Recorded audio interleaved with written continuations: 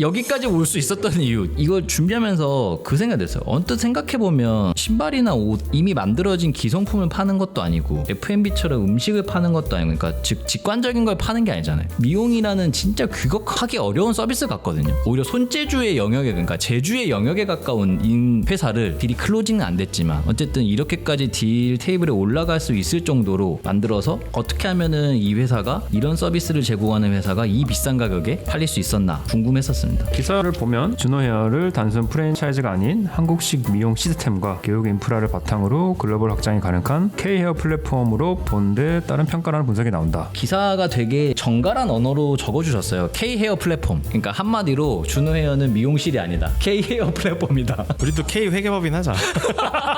K 어카운팅 펌. 미용 시스템, 교육 인프라, 거기에 글로벌. 이거를 제가 메인으로 준비했는데, 준비하면서 매장 수가 이제 170개, 180개라고 했잖아요. 사실 그냥 8천억이라는 숫자를 들었을 때 매장 수가 그렇게 많아 보이진 않았어요. 8천억이나 봤는데 180개밖에 안 돼? 전국에? 이런 생각이 한번 들었고, 근데 준비를 하다 보니까 이게 사실 매장 수가 중요한 게 아니라 디자이너 수가 중요한 것 같아요. 본질은. 회사 입장에서는 그냥 여기 준호헤어라는 이 플랫폼 안에 들어와서 돈을 버는 사람들이 많아져야 되는데, 이 돈을 버는 사람들의 실질은 매장 그 원장님이 아니라 그냥 거기에서 한 명 한 명 있는 디자이너 같거든요. 그래서 사실 제가 만약 이걸 셀링한다고 치면은 우리 회사의 매장 수가 180개가 아니라 여기서 지금 소속된 디자이너 수를 얘기할 것 같아요. 아, 잘하시네. 그러니까 즉 180개 프랜차이즈가 아니다. 매장당 10명이라 치면 이건 1800개의 가맹점주가 있는 거다. 1800개의 가맹점주가 있는 거다. 아이 딜가인데 거의. 준호헤어가 어쨌든 여기까지 뭐 오게 된 이유라고 해야 되나요? 첫째는 점주 입장에서 창업이 쉽다인 것 같은데, 뭐 쉽게 말하면 미용 서비스, 미용 용품, 미용 교육 등 모든 것을 회사가 제공을 해주고 있는 거잖아요. 그러니까 이제 내가 뭔가 헤어 디자인을 하고 싶은데 뭔가 회사의 브랜딩도 필요하고, 그러면 그냥 맨몸으로 준호헤어 가면 원스톱 해결해 준다는 게 가장 큰 것 같고, 이게 약간 다른 데도 있나요, 이런 게? 뭐 제가 그냥 듣기로는 뭐 박준이나 이런 데도 있는데, 차이는 그러니까 디자이너까지는 똑같은 것 같고요. 실제로 매장을 운영하는 원장님이 되는 거는 다른 것 같아요. 그러니까 매장은 박준 같은 경우에는 자유롭게 내준다라고 알고 있어요. 그러니까 디자이너 단계만 보면은 박준과 준호는 차이가 없는 걸로 저는 이해하고 있습니다. 그래서 뭐 창업이 쉽다는 게 가장 큰 것 같네요. 여기 가면은 내가 어쨌든 차근차근 준비를 하면은 여기서 창업을 할 수 있겠구나. 그게 가장 큰 첫 번째 이유인 것 같습니다. 뭐 좀 부연 설명을 하면 신경 쓸 게 없어요. 그러니까 선택지가 두 가지가 나오겠죠. 그냥 나 준호헤어에서 디자이너로 돈을 계속할래? 벌까, 아니면 내가 나가서 미용실을 내가 직접 차려볼까라고 하는데, 매장 위치 따로 알아볼 필요 없고, 그리고 모객 따로 할 필요 없고, 어쨌든 회사 차원에서 계속 오는 거잖아요, 저 같은 사람이. 그리고 두 번째는 소모품도 결국에는 밖에 나가더라도 내 돈 주고 다 사는 거란 말이에요. 그러니까 여기서도 쉽게 조달이 되고, 그리고 제일 힘든 거는 사람 뽑는 거예요. 근데 인턴을 어쨌든 회사 차원에서 다 공급이 된단 말이에요. 그러니까 사람 신경 안 써도 되고, 그래서 그냥 저희가 이해하기 쉽게 메가커피를 차린다고 하면은 회사에서, 본사에서 원두부터 인테리어까지 심지어 정말 아르바이트생까지 싹 다 제공해주는 느낌. 제가 정확한 사례가 있어서 말씀드리면, 제가 예전에 준호헤어 오래 다닐 때 되게 오랫동안 제 머리 잘라주셨던 분이 소위 말해 독립을 했어요. 준호헤어에서 원장을 한 게 아니라, 준호헤어 오래 다니셨어. 원장 자격은 돼. 나는 원장을 안 하고 나가서 개업을 하신 거죠. 그래서 저한테 이제 쏙닥쏙닥 얘기했어요. 저 새로 오픈하니까 뭐 괜찮으시면. 근데 지역이 원래 다니던 데랑 비슷해가지고 이제 글로 다녔어요. 따라가서도 한 1, 2년 오래 다녔어요. 친해지니까 이제 자기의 고충을 이렇게 얘기하시잖아요. 8할이 알바생 직원이었어. 또 걔 또 그만뒀어. 인턴. 또 나온다고 그랬는데 안 나와. 이런 고충이 진짜 많았어요. 근데 이제 준호헤어는 그런 게 아예 없죠. 보면은 저도 인턴분들이 매번 바뀌세요. 그만두시는 분들도. 근데 이거를 내가 소싱은 나의 몫이 아니잖아. 그러니까 바뀌는 건 어쩔 수 없지. 근데 회사에서 계속 공급이 되는. 계속 이제 공급이 이제 되니까 뭔가 그거에 대한 스트레스가 많이 없는 것 같은. 그 절반인 것 같은데 그게. 그러니까. 그렇죠. 인사잖아. 그렇게 치면은 그냥 내가 디자이너로서 선택지는 되게 매력적으로 저는 보였어요. 두 번째는 교육 시스템을 통한 서비스 향상인데요. 이거는 제가 사실 준호헤어를 다니는 이유기도 하고 다니면서 느낀 점이에요. 안진텍스 있을 때부터 다녔으니까 아무리 안 돼도 10년은 다녔거든요. 물론 이제 매장을 바꾸긴 했습니다. 제가 회사가 옮기기도 했고 집도 이사 가기도 했고. 근데 제가 왜 준호헤어를 계속 다니냐면, 그냥 준호헤어에 가면 평타 이상은 치고 나올 것 같아요. 뭐 제가 뭐 남자 펌, 뭐 남자 헤어컷 뭐 일일이 알아보지도 않을 거고, 그냥 집 가까운 준호헤어를 가야지. 그러니까 준호헤어 들어가면 누구한테 가더라도 평타 이상은 치고 나오겠다라는 이제 기대가 있어서인 것 같고요. 그리고 그리고 이게 어떻게 가능하냐? 손재주에 가까운 미용 기술인데 보니까 교육이 아니고서는 설명이 안 되는 것 같아요. 교육이 다죠. 교육이 다인 것 같아요. 제가 만약 디자이너라고 하면 밖에 나가면 무서운 건 트렌드에 떨어질까봐 전 무서울 것 같아요. 근데 여기 있으면 교육 프로그램 엄청 잘 돼 있거든요. 그러면 여기서 소위 말하는 커리큘럼만 따라가도 뭔가 내가 디자이너로서 실력이 떨어지지 않을 것 같고, 이 교육을 제가 몸소 느끼는 게 뭐냐면요. 7시 반님의 마지막 타임인데 7시 반 타임 가면 8시 넘어서 끝나는 거잖아요. 저는 그러면 8시 정도 되면은 막 옆에 정리를 해요. 정리하면서 가발을 갖다 놔요. 아, 교육하는구나. 끝나고. 끝나고 이제 교육하려고 막 인턴분들이 정리를 해. 그래서 막 가발 같은 거 막 세팅을 해놔. 이제 끝나고 이제 실습을 하는 거야. 그리고 저희 디자이너분들이랑 얘기하면은 그분은 매주 목요일이 교육받는 날이에요. 그래서 또 토로를 해. 교육이 너무 많다. 와, 그 연차가 돼도 교육. 그 연차가 돼도 교육을 받아요. 배울 게 한두 개가 아니래. 아니야. 그러니까 실제로 보면은 교육도 엄청 많아요. 인턴분은 뭐 당연한 거고. 그래서 이게 교육 시스템을 통한 서비스 향상이 이제 두 번째인 것 같습니다. 그리고 마지막은 매일 나오는 K-뷰티. 그놈의 K-뷰티. 그놈의 K-뷰티. 근데 이제 단순히 화장품 하나에만 두는 게 아니라 어쨌든 뷰티라는 전체 시장에서 미용도 굉장히 중요한 시장이고, 또 뭐 코엑스 가보면 외국인들 많잖아요. 코엑스 별마당 도서관 가면 거기 외국입니다. 외국. 거의 외국인데 이 준호요 손님으로도 외국인이 많다면서요. 준호요 코엑스전 가잖아요. 정말 외국인들이 앉아 있어요. 되게 신기해. 스타일링에 대한 아, 그렇구나. 맞아요. 그러니까 마이 리얼 팁 이런 건가? 이런 이제 액티비티의 느낌일 수도 있겠다는 생각을 했고, 또 하나는 아까 얘기했지만 뷰티라는 게 지금까지 저희 화장품에 대해서만 한정했는데, 근데 화장품은 일부일 뿐이죠 사실. 화장품은 일부고 제가 주워 들은 거는 준호 헤어 사례도 있었고요. 그리고 우리나라 피부과가 전 세계에서 제일 싸요. 그리고 실력도 제일 좋고. 그렇다면서. 그래서 외국에서 오시는 분들이 한국에서 피부 시술을 하고 가.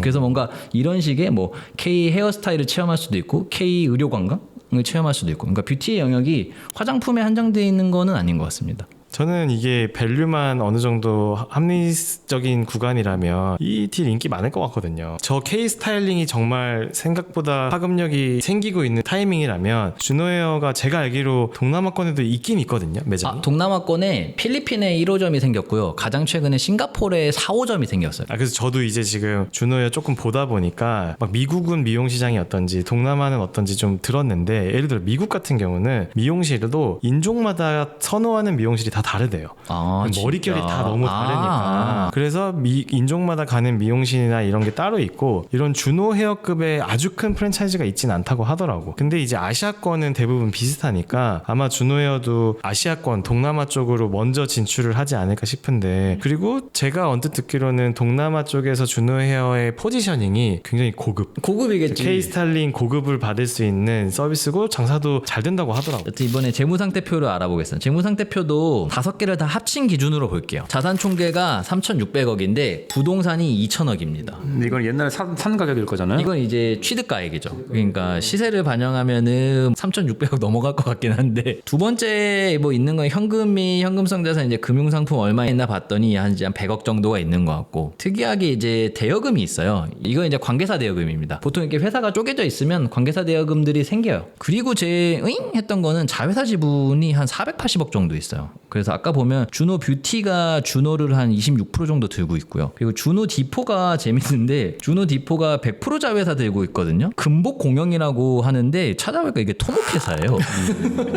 취득원가가 274억입니다. 그래서 이게 되게 부동산에 되게 진심이다. 건설회사도 100% 인수하시고. 그래서 크게 보면 자산은 거의 대부분 부동산과 자회사 지분, 그리고 대여금, 이 정도로 이제 구분되어 있다라고 볼 수 있습니다. 일단 뭐 딱 봐도 부동산이 돋보이는데, 회장님이 부동산 개발 회사 이렇게 만든 거 보면 일단 부동산 투자에 진심이신 것 같고, 부동산 되게 잘하시는 것 같아요. 잘하시는 왜냐면 게- 위치가 다 청담동이고 성수동이고 그래요. 그러니까 돈을 벌어서 이렇게 부동산으로 돈이 많이 흘러간 그 이력이 좀 보이는 것 같고요. 전체 자산 총액이 3,600억인데 2,000억이니까 절반이 넘는 거죠. 한 55%가 부동산이고, 그리고 부동산 리스트를 보면 대부분 다 청담, 뭐 성수, 그러니까 부동산의 최상급지라고 해야 되나? 그런 쪽에 갖고 계시고, 장부가액이 2,000억이라는 건 결국 결국 2천억 주고 샀다는 건데 실제로 대출 받은 건 590억이에요. 이게 590억이란 절대 금액은 큰 건데 비율로 따지면 부동산 투자 전체 중엔 되게 낮은 편인 거죠. 대출도 그리고 많이 없이 그냥 부동산도 잘 사셨다. 이걸 보니까 저는 오히려 이제 블랙스톤 8천억이 조금 더 계속 납득이 가기 시작하는 것 납득이 같아요. 왜냐면 매장 180개를 하나하나 소유하고 있는 건 아니고 이건 다 임대 계약일 텐데 여기 있는 2천억짜리는 시세로는 2천억이 넘어갈 것 같고 뭐 그게 3천억이 될지 뭐 얼마가 될지 모르겠지만 부동산에 대한 평가도 블랙스톤은 무조건 했을 거고 그래서 이런 금액이 나오지 않았나 싶습니다. 이게 회사가 다 쪼개져 있잖아요. 네. 그리고 이게 또 자회사 이런 개념이 아니잖아. 회사로 이제 지분이 엮여 있지 않다 보니까 연결 재무제표도 안 만들어지는 안 거. 나오죠. 그래서 결합재물 아, 진짜야. 강 대표님 기준으로 회사를 만들면 5개 다 합쳐가지고 재무제표가 나올 텐데 그치. 그거는 한 10수년 전에 있었던 결합재무제표라는 게 있었어요. 결합재물 그걸 만들면 딱 정확하게 정리가 될 것 같은데. 제일 와다. 강현선 회장 머릿속에 있는 재무제표.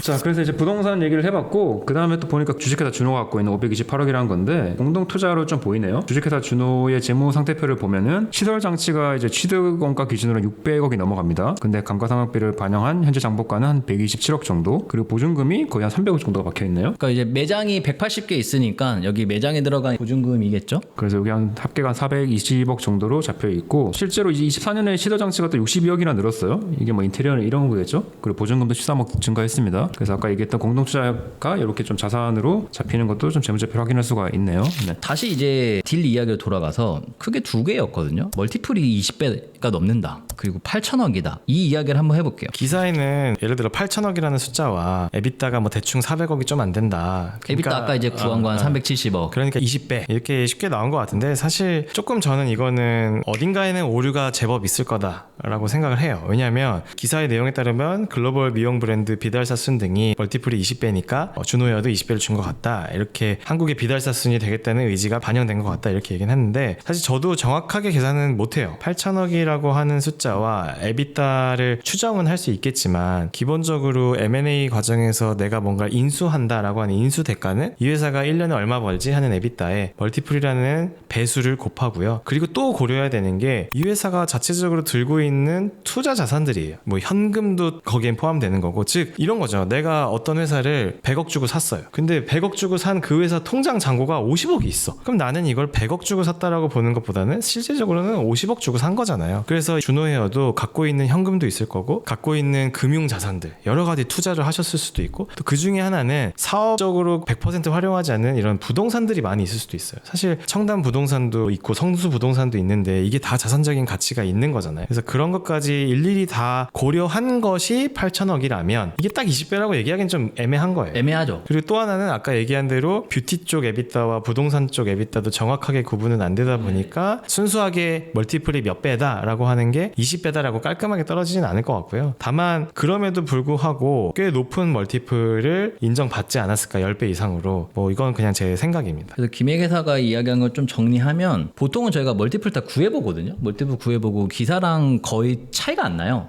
차이가 안 나는데 이번엔 제가 못 구했던 게 처음에는 이 8천억에 부동산이 들어있는지 안 들어가는지 모르겠어. 안 살 수도 있었을 것 같거든. 그리고 두 번째는 뷰티 에비타를 못 뽑아내겠어. 주석 정보가 너무 없어서. 우리가 인수대가에서 이제 뭐 에비타 멀티플을 이제 곱한 이 방정식에 모든 변수가 다 구할 수가 없으니까 멀티플 자체도 이제 못 구하는 상황이었습니다. 궁금한 건 아까 김견혜 계사가 블랙스톤은 살 수도 있었을 것 같다라고 한 거잖아. 부동산도요. 부동산도. 근데 만약에 사기 싫어. 블랙스톤은 그냥 진짜 뷰티만 사고 싶어. 그러면은 인수대가가 당연히 줄어드는 건가? 인수대가는 당연히 줄어들겠죠. 당연히 근데 이제 거래가 많이 복잡해질 거예요. 부동산 빼고 왜냐면 살 수가 있어 이거? 일단 근데 우리의 논쟁이 큰 의미는 없는 게 청담동 부동산인데 안 살 거예요. 그리고 이 부동산들이 또 준호헤어의 기존 사업과 아예 관련이 없지 않잖아요. 없진 않다. 뭐 본사로 쓰고 있어. 본사 그리고 아카데미로도 쓰고 있고 그 공간들이 사업과 관련돼서 어느 정도 활용되고 있기 때문에 사실 같이 사야 되는 부동산인 게 맞고 그래서 이게 100% 투자로 볼 거냐 아니냐도 애매하긴 한데 근데 이미 갖고 있는 부동산의 시가적인 가치나 그 현금 유동화라고 하나 그런 가능성이 너무 높기 때문에 저는 거의 100% 부동산 포함해서 이 거래는 포함 논의 중인 8천억이다? 거고 플러스 블랙스톤도 당연히 같이 Why not? 사야지. Why not? Why not? 청담? 이러면서 이렇게 하지 않았을까 싶고 근데 만약에 억지로 부동산을 빼고 해야 된다 그러면은 거래가 많이 복잡해지죠. 저도 준비를 하면서 궁금했는데 기사에서도 똑같은 입장이더라고요. 업계에서는 밸류가 지나치게 높다라는 시각이 일반적이다. 그러니까 기업 규모에 비해 8천억 이상이라는 기업 가치는 과다하다라고 하면서 8천억을 그룹 전체 기준으로 놓고 평가한 수치로 실제 거래에서 법인은 어디까지 포함할지, 센트로드는 뺄지, 네. 아니면은 그냥 주노뷰티에 있는 부동산 덜어낼지, 그러니까 어디까지 들어갈지에 따라서 이게 자기도 비싸다고 볼 수도 있고 비싸지 않다라고 볼 수도 있다. 그래서 업계에도 비슷한 생각을 하는 것 같습니다. 이게 회사가 쪼개져 있고 영업활동 무관한 자산도 있고 하면 그냥 우리가 우스갯소리로 얘기했지만 결합재무제표는 아니더라도 뭔가 딜 목적으로 재무제표를 다시 만들어 보는 경우도 있어요. 완전 다시 만들어요. 아, 다시 만들어? 네. 아, 실제 있네. 그냥 결론은 거래 실질에 맞는 재무제표인 그렇죠. 거죠. 그러니까 지금 이거는 너무 좀 그냥 명확하게 보이진 않잖아요. 그러니까 사실 공시되는 재무제표는 뭐 세법이나 재무회계 법에 따라서 만들어진 룰이 만들어진 거고, 거래를 위한 실제 재무제표는 거래에 수반되는 거래의 실질에 맞는, 물론 거래의 실질과 재무회계 기준이 일치되는 경우가 대부분이긴 한데 이렇게 규모가 크고 그러면 이제 각각 발라내면서 서로 싸우죠. 그러니까 이거는 정말 정답이 없는 재무제표잖아요. 사업부의 에비타를 이걸로 볼 거냐, 부동산에 건물이 있는데 그중 뭐 시가가 1,000억이다. 근데 야 이건 솔직히 이거 없으면은 준호연은 안 굴러가는 거 아닌가요? 라고 인수자는 얘기할 수 있지만 준호연 입장에서는 아니 바로 옆에 임대사업 내수하면 돼. 이건 투자 목적이 더 커.